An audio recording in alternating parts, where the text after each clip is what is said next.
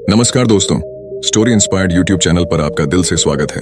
दोस्तों, चाणक्य ने कहा था कि इंसान को ज्यादा सीधा भी नहीं होना चाहिए, क्योंकि अगर हम जंगलों में जाकर देखें तो जान पाएंगे कि सीधे पेड़ काट दिए जाते हैं, जबकि टेढ़े मेढ़े पेड़ छोड़ दिए जाते हैं। तो आज की यह वीडियो भी इसी बारे में है कि ज्यादा अच्छा बनना बुरा क्यों होता है और आखिर क्यों एक अच्छा इंसान हमेशा दुखी और परेशान रहता है। तो चलिए दोस्तों, देर न करते हुए वीडियो को शुरू करते हैं। वैसे दोस्तों, आपने अभी तक वीडियो को लाइक और चैनल को सब्सक्राइब नहीं किया है तो कर दीजिए, ताकि मुझे और मोटिवेशन मिले और आपके लिए मैं ऐसा वीडियो बनाते रहूं। एक बार एक इंसान महात्मा के पास आता है और कहता है, महात्मा, मैं एक बहुत ही सीधा और अच्छा इंसान हूं।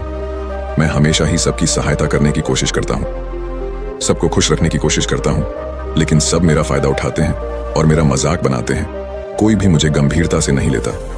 यहाँ तक कि मेरे परिवार वाले भी मेरी इज्जत नहीं करते और ना ही घर के किसी महत्वपूर्ण काम में मेरी सलाह लेते, जबकि अपने तीनों भाइयों की तुलना में मैं सबसे ज्यादा काम करता हूँ। घर वालों की बात भी मानता हूँ, माँ बाप की सेवा भी करता हूँ, लेकिन मेरी भावनाओं को कोई भी नहीं समझता है। सब मेरा फायदा उठाते हैं। आखिर मेरे साथ ही ऐसा क्यों होता है? उस व्यक्ति की पूरी बात ध्यान से सुनने के बाद महात्मा जी ने बोले, किसने कहा कि तुम एक सीधे और अच्छे व्यक्ति हो? असल में तो तुम एक अच्छे इंसान होने का दिखावा कर रहे हो। ये सुन उस इंसान को बुरा महसूस हुआ, लेकिन वो फिर भी महात्मा की बात सुनता रहा। महात्मा ने उससे पूछा, अच्छा बताओ कि तुम हर इंसान की सहायता क्यों करना चाहते हो? क्यों तुम सबको खुश रखने की कोशिश करते हो? उस व्यक्ति ने कहा, ताकि सामने वाला मुझे भी खुश रखे, मेरी बात माने, मेरी इज्जत करे, मेरी भावनाओं को समझे और मुझे एक अच्छा इंसान समझे। महात्मा ने कहा, बस यही तुम्हारी समस्या है कि तुम दूसरों को खुश रखने का प्रयास कर रहे हो ताकि वो भी तुम्हें खुश रखे। तुम अपनी खुशी दूसरों के अंदर ढूंढ रहे हो। तुम दूसरों की नजरों में अच्छा और खुद की तारीफ सुनने के लिए सामने वाले की जी हजूरी कर रहे हो और फिर उम्मीद कर रहे हो कि सामने वाला भी तुम्हारे साथ ऐसा ही व्यवहार करेगा। तो ऐसा नहीं होता, क्योंकि कोई भी ऐसे इंसान को गंभीरता से नहीं लेता जो लोगों की हर बात में हाँ में हाँ मिलाता है। अब मैं तुम्हें कुछ ऐसी आदतें बताता हूँ जो लोग खुद को अच्छा मानते हैं। पहली आदत, खुद को अच्छा मानने वाले लोग ये दिखाने की कोशिश करते हैं कि वो लोगों का ख्याल रखते हैं। उन्हें लोगों की चिंता है, इसीलिए वह सबकी सहायता करने पहुंच जाते हैं, फिर चाहे सामने वाले को उनकी मदद की जरूरत हो या ना हो। दूसरी आदत, खुद को अच्छा मानने वाले लोग दूसरों से खुद की तारीफ के भूखे होते हैं, इसीलिए वो ज्यादातर मौकों पर वही काम करते हैं जिससे सामने वाला खुश हो और उनकी तारीफ करे। अगर उन्हें लगता है कि किसी काम से सामने वाला व्यक्ति दुखी हो जाएगा तो वह उस काम को हाथ तक नहीं लगाते। तीसरी आदत, खुद को अच्छा मानने वाले व्यक्तियों को लगता है कि उन्हें अपनी कमियों और कमजोरियों को दूसरे लोगों से छुपाना चाहिए, क्योंकि उन्हें लगता है कि अगर दूसरों को उनकी कमियों और गलतियों के बारे में पता चल गया तो लोग उनका मजाक बनाएंगे, उनकी बेइज्जती करेंगे, उन पर दूसरे लोग गुस्सा होंगे और उन्हें एक कमजोर व्यक्ति मानेंगे। चौथी आदत, अच्छे व्यक्ति खुद की जरूरतों को सबसे ऊपर रखने से डरते हैं, क्योंकि उन्हें लगता है कि ऐसा करने से ही दूसरे लोग उन्हें लालची समझेंगे और फिर वो लोगों की नजरों में एक अच्छे इंसान नहीं रह जाएंगे। पांचवी आदत, खुद को अच्छा समझने वाले लोग मानते हैं कि वो केवल तभी खुश रह सकते हैं जब उनके आसपास का हर इंसान खुश रहे, इसीलिए वो अपने आसपास के हर व्यक्ति को खुश रखने की कोशिश करते हैं। अब तुम्हें सुनने में लग सकता है कि इन आदतों में क्या बुराई है, सबका भला करना तो अच्छी बात है, लेकिन समस्या यह है कि खुद को अच्छा समझने वाले व्यक्ति असल में जैसे दिखते हैं वैसे होते नहीं। ये अंदर से कुछ और ही होते हैं, क्योंकि वो अच्छा बनने के चक्कर में दूसरों की बुराई को भी छिपा देते हैं। सामने वाले व्यक्ति को कभी भी उसकी गलतियां नहीं बताते और केवल वही बोलते और करते हैं जिससे सामने वाला खुश रहे। दूसरा, अच्छे लोग अपनी जरूरतों और कामों को महत्व नहीं देते, इसीलिए ये दूसरों से सीधे अपना काम करवाने से घबराते हैं, जिसकी वजह से ये दूसरे लोगों के साथ चालाकी करने की कोशिश करते हैं, अपने जरूरी कामों को करवाने के लिए भी, जैसे कि सामने वाले की चापलूसी करना या फिर उसके किसी काम के बहाने अपना काम भी कर लेना।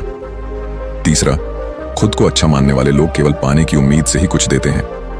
यह इस बात का दिखावा तो करते हैं कि यह लोगों की सहायता करना चाहते हैं, लेकिन यह सहायता सिर्फ इसीलिए करते हैं इन्हें अच्छा इंसान समझे और जरूरत पड़ने पर इनकी भी सहायता करें।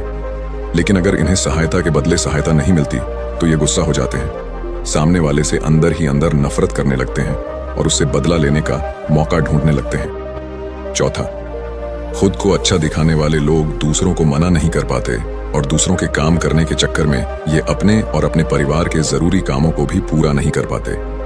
पांचवा, अच्छे लोगों को लगता है ये सभी उन्हें पसंद करें, सभी इनसे प्यार करें, जिससे दूसरे लोगों को इनका दोस्त बनने में दिक्कत होती है, क्योंकि ये हर किसी के सबसे पसंदीदा इंसान बनना चाहते हैं। ये सारी बातें सुनने के बाद उस व्यक्ति ने महात्मा से कहा, तो आपके कहने का मतलब है कि हम एक अच्छे इंसान न बने बल्कि एक बुरे इंसान बन जाए और लोगों का फायदा उठाए। महात्मा ने कहा, नहीं, मैं तुम्हें बुरा इंसान बनने के लिए नहीं कह रहा, लेकिन हाँ, तुम्हें बहुत सीधा इंसान भी नहीं बनना। अब मैं तुम्हें बताता हूँ कि एक व्यक्ति को कैसा इंसान बनने का प्रयास करना चाहिए। महात्मा ने कहना शुरू किया, तुम्हें एक सीधा या दूसरों की नजरों में अच्छा इंसान बनने की तुलना में एक सुलझा हुआ इंसान बनने का प्रयास करना चाहिए। एक सुलझा हुआ इंसान वो होता है जिसे सबसे अच्छा इंसान बनने का कोई शौक नहीं है। वो जैसा है वैसा ही खुद को पसंद करता है। वो जानता है कि वो एक इंसान है और उसमें बहुत सी कमियां हैं और वह अपनी कमियों को स्वीकार्यता भी है। एक सुलझा हुआ इंसान ये भी अच्छे से जानता है कि उसकी और उसके परिवार की कुछ महत्वपूर्ण जरूरतें हैं जिन्हें उसे ऊपर रखना होगा, वरना उसके साथ साथ उसके परिवार का जीवन भी परेशानियों में पड़ जाएगा।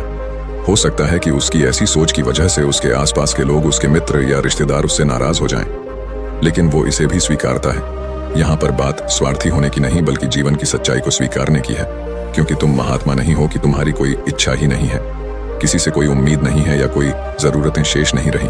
तुम एक साधारण इंसान हो और एक साधारण इंसान की सोच के साथ अगर तुम सबको खुश रखने का प्रयास करोगे तो तुम हमेशा दुखी रहोगे, क्योंकि तुम्हारी भी सामने वाले से उम्मीदें बढ़ेंगी और जब वो उम्मीदें पूरी नहीं होंगी तो तुम दुखी हो जाओगे।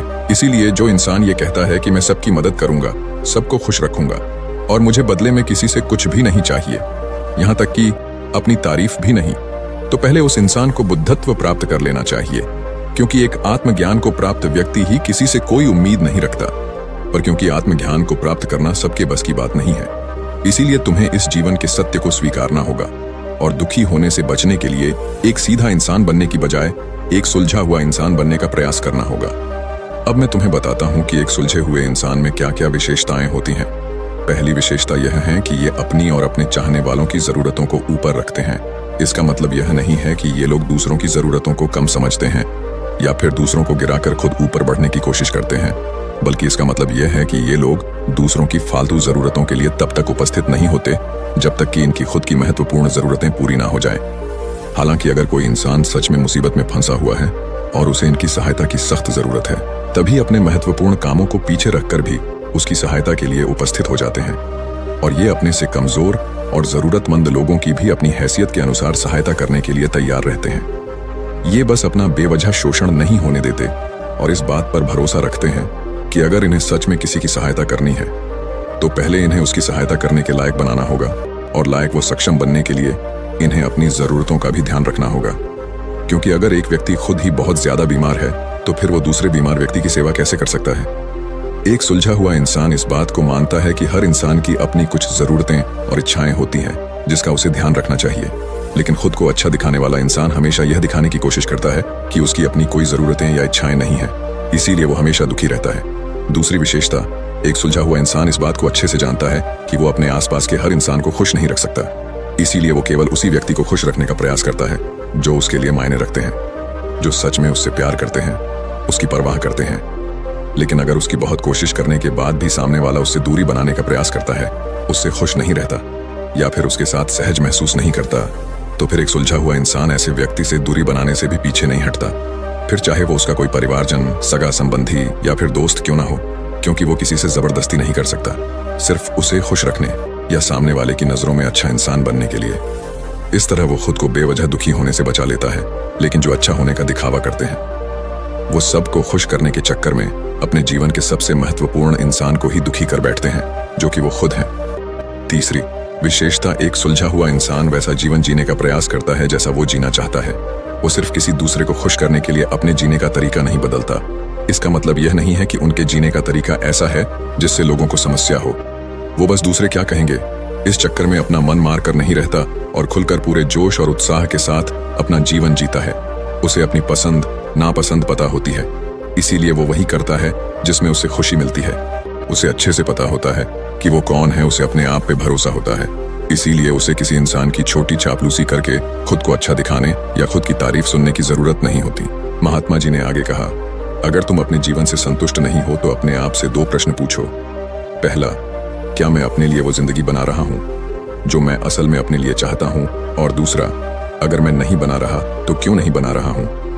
जब तुम इन दोनों सवालों के बारे में गहराई से विचार विमर्श करोगे तब तुम जान पाओगे कि तुम अपनी मनचाही जिंदगी सिर्फ इसलिए नहीं बना पा रहे हो क्योंकि तुम दूसरों के सामने अच्छा बनने का प्रयास कर रहे हो, जिसकी वजह से तुम अपनी इच्छाओं और जरूरतों को प्राथमिकता नहीं देते हो और दूसरों को ही खुश करने में लगे रहते हो। इसीलिए अगर तुम एक खुशहाल और मनचाहे जिंदगी जीना चाहते हो तो एक सुलझा हुआ इंसान बनने का प्रयास करो, ना कि सीधा इंसान। इतना कहकर महात्मा मौन हो गए। व्यक्ति को भी अब समझ आ चुका था कि उसे एक सुलझा हुआ इंसान बनना है, ना कि सीधा। उसने इतनी अमूल्य जानकारी के लिए महात्मा का धन्यवाद किया और वहां से चला गया। दोस्तों, मैं उम्मीद करता हूं कि इस कहानी से आपको जरूर कुछ सीखने को मिला होगा। दोस्तों,